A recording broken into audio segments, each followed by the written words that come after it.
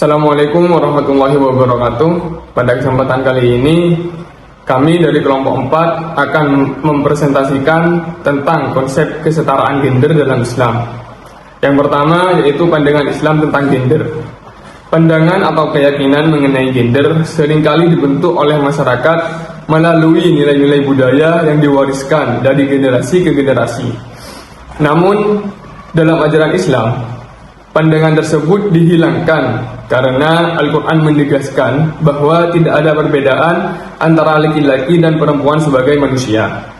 Perbedaan antara keduanya hanya terletak pada aspek biologisnya saja. Dalam surat Al-Hujurat ayat 13 yang menyatakan bahwa manusia diciptakan dari satu pasang yang sama, sehingga kita tidak ada alasan untuk membedakan manusia berdasarkan jenis kelaminnya. Oleh karena itu, kita sebagai umat muslim seharusnya memandang laki-laki dan perempuan itu makhluk yang sama di hadapan Allah Subhanahu wa taala.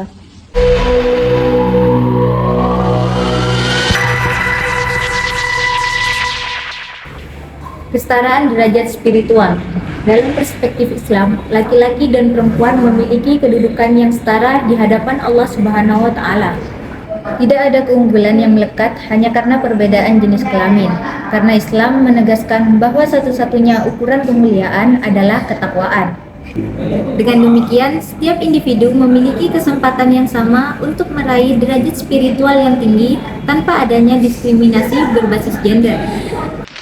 Subhanahu wa ta'ala berfirman dalam Al-Quran Surat An-Nisa ayat 124, barang siapa yang mengerjakan amal-amal solih baik laki-laki maupun perempuan sedang ia orang yang beriman, maka mereka itu masuk ke dalam surga dan mereka tidak akan dianiaya walau sedikit pun.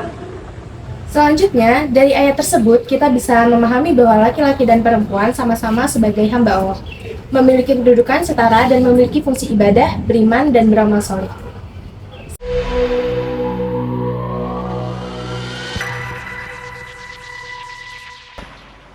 Berikutnya yaitu tentang kedudukan laki-laki dalam Islam. Al-Quran mengatur kedudukan laki-laki sebagai pemimpin dalam keluarga, yang artinya memikul tanggung jawab besar. Tanggung jawab utama laki-laki dalam Islam meliputi menyediakan nafkah, menjaga keharmonisan rumah tangga, serta membimbing anggota keluarga dalam menjalankan ajaran agama. Dalam surat An-Nisa ayat 34 dijelaskan bahwa laki-laki adalah pelindung bagi perempuan karena kelebihan dan tanggung jawab yang diberikan Allah Subhanahu wa taala.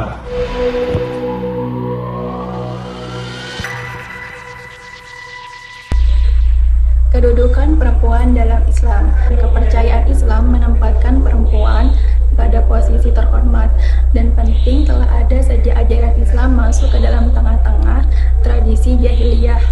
Gerakan untuk mengharapkan, menuntut kesetaraan dan persamaan hak antara pria dan wanita pun mulai terbentuk.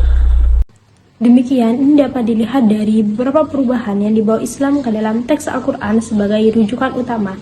Seperti dalam surah An-Nisa ayat 4 menyatakan bahwa suami wajib memberikan mahar kepada sang istri sebagai bentuk penghormatan. Mahar itu sepenuhnya milik hak istri, bukan milik orang lain. Namun jika istri dengan sukarela memberikan sebagian mahar itu kembali kepada sang suami, suami boleh menerimanya dengan baik.